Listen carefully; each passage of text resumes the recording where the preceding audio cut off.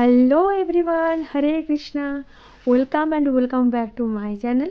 তোমরা সবাই কেমন আছো? আশা করি তোমরা সবাই ভালো আছো, আর তোমাদের আশীর্বাদে আমিও মোটামুটি ভালো আছি।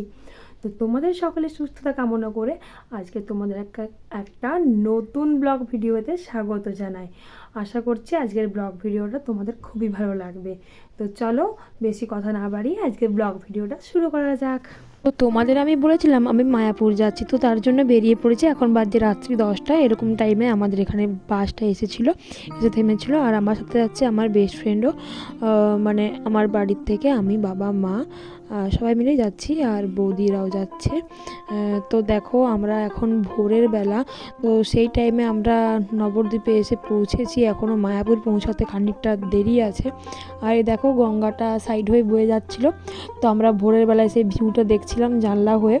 তো খুবই সুন্দর লাগছিল, মানে এই পারে নবদ্বীপ, ওইদিকে মায়াপুর। আর আমার অনেক দিনের ইচ্ছা ছিল যে আমি মায়াপুর যাব, আমার যাওয়া হয়ে উঠছিল না, বিভিন্ন কারণে ঠিক হওয়া সত্ত্বেও যাওয়া হচ্ছিল না। তো যাই হোক, ভগবানের ইচ্ছায় এবার আমি যেতে পেরেছি, রাধা মাধবের কৃপায় যেতে পেরেছি। তো তোমাদেরকে আমি ব্লগটাতে আমি কি করলাম না করলাম সেটা তোমাদের সাথে শেয়ার করব। আর প্রথম কথা হলো, ওখানে যেয়ে আমার প্রচুর পরিমাণে ঠান্ডা লেগে গেছে। তো আমার গলাটা ওই জন্য প্রচুর খারাপ, আর এমনিতেই আমার ঠান্ডা লাগা ছিল। তোমরা জানো আমি আগের ভিডিওতেও বলেছি আমার প্রচণ্ড ঠান্ডা লেগেছিল। তো ভোরবেলার এই যে মানে সুন্দর পরিবেশটা দেখতে খুবই ভালো লাগছিল, আমার তো খুবই ভালো লাগছিল, এনজয় করছিলাম ভোরবেলার টাইমে এরকমভাবে নদীর পার হয়ে যেতে। তো এখন বাজে সকাল 7:30 এরকম কিছু বাজে। তো আমরা সকলেই পৌঁছে গিয়েছিলাম অবশেষে মায়াপুরে। আর মায়াপুরে এসে আমরা একটা মঠ টাইপের কিছু একটা ছিল, মানে বিভিন্ন ভবন থাকে না, গদা ভবন, এইসব অনেক রকম ভবন থাকে ওখানে যাত্রীদের থাকার জন্য। তো তার জন্য আমরা ওই মঠের মধ্যেই ছিলাম, সবাই মিলে এসে পৌঁছে গেছি মঠে। আর মঠ থেকে মন্দিরটা খুব একটা দূরে ছিল না। এই দেখো সব মন্দিরগুলো দেখে দেখে যাচ্ছি, অনেক রকম মন্দিরের ভাগ করা ছিল, তো সেগুলো সব দেখে দেখে আমরা যাচ্ছিলাম। আর আমরা খুব অল্প টাইমের জন্যই গিয়েছিলাম, মানে ওই একদিনের জন্য, ওই একদিনেই আমাদের টাইম ছিল। তো তার জন্য খুবই মনটা খারাপ লাগছিলো, একদিনে আর কতটুকু ঘুরতে পারবো বলো। তো তার জন্য আমরা তাড়াতাড়ি করে খেয়ে দিয়ে স্নান টান করে রেডি হয়ে বেরিয়ে পড়েছি ঘুরতে যাওয়ার জন্য। মানে এখানে সেই টোটো সিস্টেম করা আছে, মানে এক একটা টোটো সিস্টেমে মানে কিছু মানে পুরোটা ঘুরিয়ে দেখাবে, তো একটা প্যাকেজ মতো। তো আমরা বেরিয়ে পড়েছিলাম। তো তারপর আমরা চলে এসেছিলাম এই মন্দিরে। এখানে ছিল মানে নিতাই গৌর ছিল, আর সঙ্গে ছিল মহাদেব পার্বতী ছিল। আর সব জায়গায় না ছবি তুলতে দিচ্ছিল না, এটা হচ্ছে খুব বড় সমস্যা, ছবি কিছুতেই তুলতে দিচ্ছিল না, ভিডিও করতে দিচ্ছিল না, ফোন অ্যালাউ ছিল না। তো এখন আমরা চলে এসেছিলাম নিমাইয়ের জন্মস্থান যেখানে, তো সেখানে এসেছিলাম। আর ওখানে একটা গাছ ছিল, যে গাছের নিচে নিম গাছ, সেই গাছের নিচে নিমাইয়ের জন্মস্থান মানে দেখলাম জায়গাটা আর কি।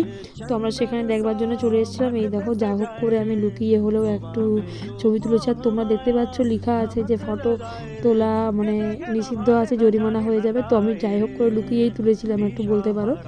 তো আমরা একটু রেস্ট করে মানে এখানে দাঁড়িয়েছিলাম অনেক জায়গায়, যেহেতু ঘুরতে হচ্ছিলো, এখন একটু আখের রস এইসব আমরা নিয়ে নিচ্ছিলাম। তো তারপর চলে এসেছি এই দেখো শ্রীবাস অঙ্গনে আমরা এসেছিলাম ঘুরবার জন্য। তো এখানে হচ্ছে যে একটা ভাঙা খোল যেটা ছিল, তো সেটাই দেখেছিলাম। আর দেখো এখানে আমরা যখন শ্যামকুণ্ডে এসেছি, তখন এই প্রভু মাতাজি সবাই মানে কীর্তন করছিল। আর আমরা তো প্রথমে যে ডান্সটা স্টার্ট করেছিলাম কীর্তন করতে করতে। আর আমার কীর্তন করতে করতে মানে কীর্তনের সাথে নৃত্য করতে আমার খুবই ভালো লাগে জানো। কীর্তন হলে আমার হাত পা আর মানে থেমে থাকে না, আমাকে নৃত্য করতেই হবে। তো আমি সবাই দেখো কি সুন্দর লাগছে জায়গাটা। তো আমরা এখন চলে এসেছি জল মন্দির, মানে ওই নবদ্বীপের ওখানে। তো জল মন্দিরের ভেতরটাও খুব সুন্দর ছিল। আর আমি ভিডিওতে দেখেছিলাম এই জল মন্দিরেই বোধহয় সম্ভবত নৌকা বিহারটা এখানেই হয়, যখন নৌকা বিহার হয়েছিল আমি দেখেছিলাম। আশা করছি এখানেই নৌকা বিহারটা হয়, কারণ এখানে জলের মধ্যে ওই যে মন্দিরটা আছে না, সেই মন্দিরটার মধ্যে আমি দেখেছিলাম নৌকা বিহারে যে নৌকাটা ছিল সেটা আমি এখানেই দেখেছি। তো আমার তো মনে হলো এটাতেই এখানেই নৌকা বিহার হয়। তারপর আমি জানি না খুব একটা ব্যাপারটা কী বা কেমন হয়, কারণ আমি প্রথমবার আসছি। এখানে যে মঠগুলো দেখো, মঠগুলোর স্ট্রাকচারটা কিন্তু ভীষণ সুন্দর। এখানে আশা করছি প্রভুরা থাকেন, বা যদি বাইরে থেকে কোনো যাত্রীরা আসে হয়তো থাকে।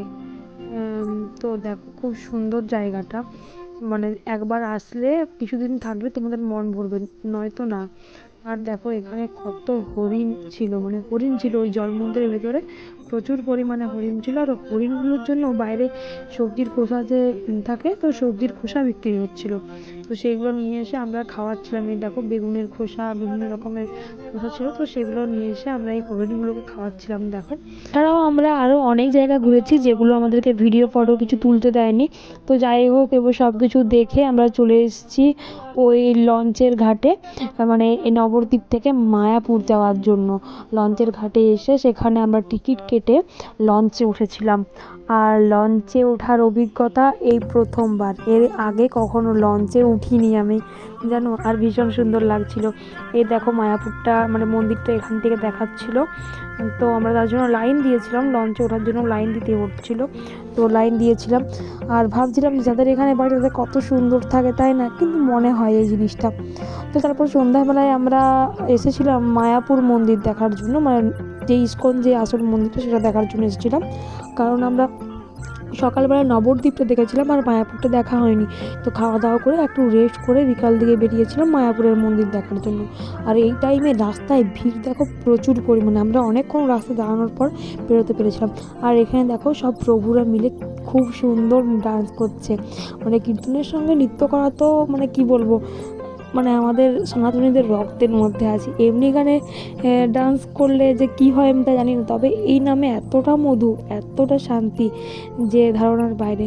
মাতাজিরাও ডান্স করছে দেখো।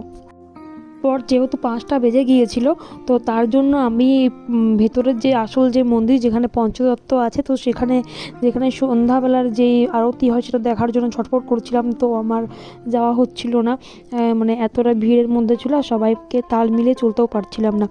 ওর জন্য আমি গিয়ে পর লাইন দিয়েছিলাম। আর ওখানে তো ফোন অ্যালাউ ছিল না, আমি ভেবেছিলাম যে ওখানে ফটো ছবি তুলবো।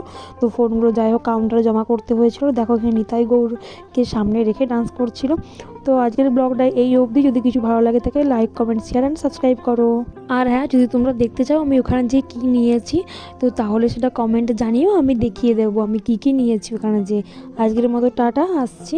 তোমরা সবাই ভালো থেকো, সুস্থ থাকো আর সাবধানে থেকো।